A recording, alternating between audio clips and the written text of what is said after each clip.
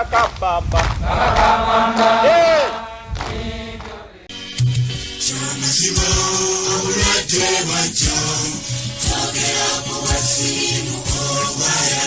Waliwo ebiwandiiko ebyoleka nti omuntu eyasookera ddala okufa obulwadde obwefaanaanyiriza mu Kenenya yafa mu mwaka ogwa 1968 mu bitundu by'e Makindye.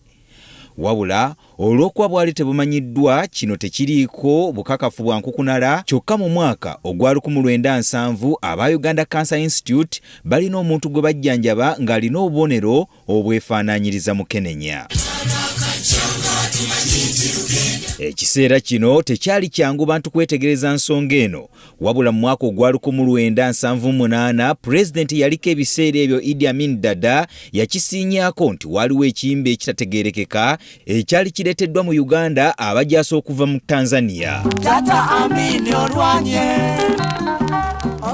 Akaseera kano kaali kazibu gyali okumalira ebiseera ku bulwadde buno, anti nga n'abamu ekiyiseemu okumukunkumula omukono mu kibya engabo baali bagirumizza mannyo. Era omwaka ogwaddirira ogwa 1979 teyagusumattuka, n'abinnyika mu nsuwa yatuuka kufa nga takomyewo ku butaka, era n'omubiri gwe teguddizibwanga wano ku butaka. Mu biwandiiko ebitongole, omuntu yasookera ddala okufa olw'okukwatibwa akawuka akaleeta mu Kenenya mu Uganda yali ku mwalo gw'e Kasensero mu disitulikiti y'e Rakai mu mwaka ogwa 1982, era nga Dr. Andrew Regaba yeekakasa kino. 1982 lwe wasooka okufaawo omuntu eyasookera ddala 82 eyasookera ddala kugamba nti alina obubonero obwefaanaanyiriza obw'abantu bali abaali aboogerwako mu nsi ziri endala nga Amerika. Enkola y'akawuka ka Mukenenya okuleetera omuntu okukogga kyaviirako obulwadde buno okufuna erinnya erya siriimu, nga kigandawaziddwa okuva mu kigambo ky'Olungereza siriimu ekitegeeza okutoniwa oba okukogga, era nga mu butongole erinnya lino lyakala mu mwaka ogwa 1984. Obulwadde bwa Mukenenya actually n'okubuyita Mukenenya lwakuba nti abantu babeeranga bakogga. Omuntu akogga naggwaawo, okukenena kitegeeza kukogga. Mu kiseera kino okumanya ebikwata ku bulwadde buno kwali kutono ddala, ate nga n'obujjanjabi bwakkekwa, ekintu ekyaleetawo okutya n'okusosolwa okutagambika mu bantu abafunye akawuka kano. Abantu batandika okubiwanuuza nti waliwo abavubi abaali babbye mukene ku bantu abayitibwa abakerebwa abava mu Tanzania ababasindikira omuteego okubamalawo. Baali Kasensero mwalo waliwo okuvuba business byennyanja biki, kati era kyovalabanga connection erimu ku mukene nti abantu abo balabika baba bavuba mukene baba mukene w'Abatanzania bebayita abakerebwe, baga nti bakerebwe, ndowooza waliwo ebizinga biri mu nnyanja Ukerewe Islands ebiri ku saidi ye Tanzania. Abantu ababeera eyo saidi eyo baga nti abo tebaloze neyano, kati baloga Bannayuganda babako mukene. Dr. Joseph Matovu, omukugu mu kunoonyereza ku ndwadde ez'enjawulo mu Makerere University, atubuulidde nti ebiseera ebyo embeera yali yakusoberwa. Okutwalira ddala emyaka gyonna nga tuli mu katemba w'abaloga basuula ssente mutego okutuuka 86 nga bwe nkugambye, kati gavumenti bwe yajja mu buyinza neteekawo campaign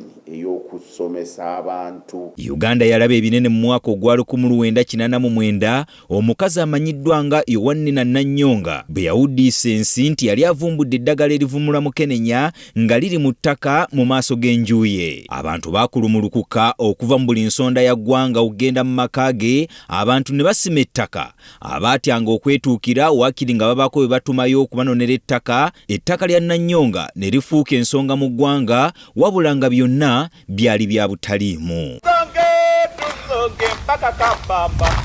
Kyokka bwe nkuzzayo katono emabega mu mwaka ogwa 1986 olutalo olw'ekiyeekera nga luwedde, Pulezidenti Yoweri Kaguta Museveni yakwata abamu ku basirikale abaali bawangudde olutalo n'abatwala mu ggwanga lya Cuba okwongera okutendekebwa mu nkola ez'ekinnamagye. Nga batuuse eyo ekyasooka okukolebwa kwali kukebera ndwadde, ng'ezimu ku ndwadde ezakeberebwa ke kawuka akaleeta mu Kenenya, ng'ebyava mu kukebera baakizuula ng'abajaasa abaali basindikiddwa e Cuba ebitundu 3 ku buli 100 baalina akawuka akaleeta mu Kenenya. Amawulire gano Pulezidenti w'e Cuba Fidel Castro yagabuulirako mukulu munne Yoweri Kaguta Museveni, era n'amuwa amagezi nti n'abajaasa abaali basigadde Uganda bonna abakebeze. Ekintu kino kyeraliikiriza nnyo President Museveni era n'atandika enkola ez'enjawulo okumanyisa abantu ku kabaate akaali mu ggwanga. Museveni yatandika okugifuula empisa nga buli mukolo kwabeera okwogera kwe alekayo eddakiika 5 okubuulira bannayuganda ku nsonga ezikwata ku Mukenenya. Empisa eno President Museveni yagisiiga n'abakungu abalala mu gavumenti eya wakati ne gavumenti ez'ebitundu nga buli bwe bafuna omukisa okwogerako eri abantu balekayo eddakiika okwogera ku bulwadde obwa Mukenenya.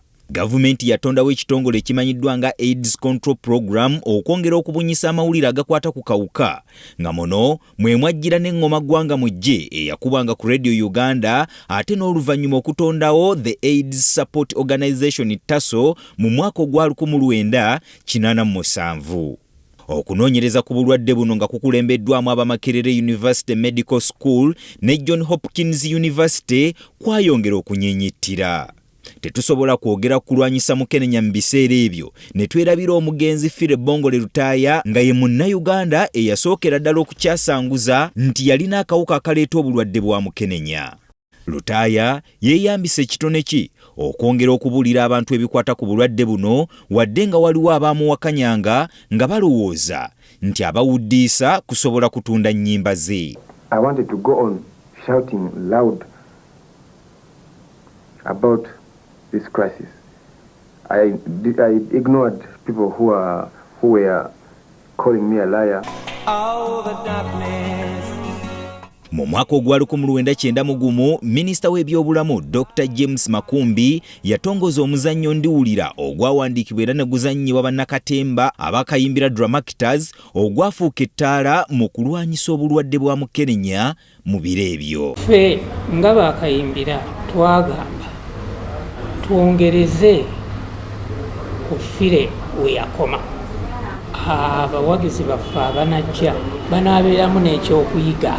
Aloysius Matovu Joy ow'abakayimbira Dramactors agamba nti omuzannyo guno gwayamba abantu bangi naddala abaana mu masomero okwekuuma obutakwatibwa bulwadde bwa Mukenenya. President Museveni we yamala okulaba ndi budde simanyi oba yakola executive order naye n'alagira omuzannyo gulina okutuuka buli kanyomero ka Uganda. Mu mwaka ogwa 2003 President wa America George W. Bush yatongoza enkola ey'okuddukira amawanga agatawanyizibwa obulwadde bwa siriimu ekyayambako abantu okutandika okufuna eddagala ku bbeeyi entonotono oba ku bwereere. Wabula kino kyajja n'okusoomoozebwa okulala olw'abantu abaalagajjala ate siriimu n'addamu okutabuka nate. Kati ate ndowooza ne wajjawo ekigambo nti ate kati n'eddagala lirabise.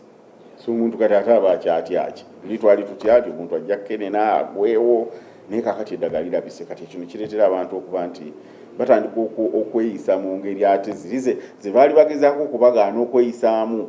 Wetutuukidde olwaleero ng'akawuka akaleeta Mukenenya kali ku bitundu 5 n'akatundu kamu ku buli 100 mu ggwanga lyonna, wabula ng'ebitundu nga Masaka, Mbarara n'Eggulu akawuka kakyali waggulu ate nga West Nile ne Karamoja akawuka kali wansi ddala. Abasajja be basinga okuba n'akawuka ate ng'abavubuka abawala abali wakati w'emyaka 15 n' 24 be basinga okukwatibwa akawuka buli mwaka. Obuvumbuzi mu nzijanjaba y'obulwadde bwa Mukenenya ng'okuleeta empisa eziyiza omuntu okufuna akawuka ka Mukenenya waakiri okumala emyezi 6, Dr. Matovu alabudde abantu nti baleme kweyibaala ate kuddamu kusiikuula bulwadde buno. So walina okubeerawo puroguramu ebasomesa nti bannange newankubadde baleese empisa eno gye bayita injectable PrEP n'obeera ng'obajjukuwa emirundi 2 buli mwaka.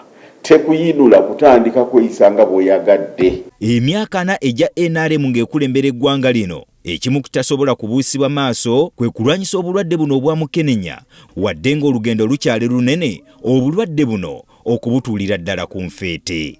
Gerald Damulira, Agafeeyo ku Spark TV.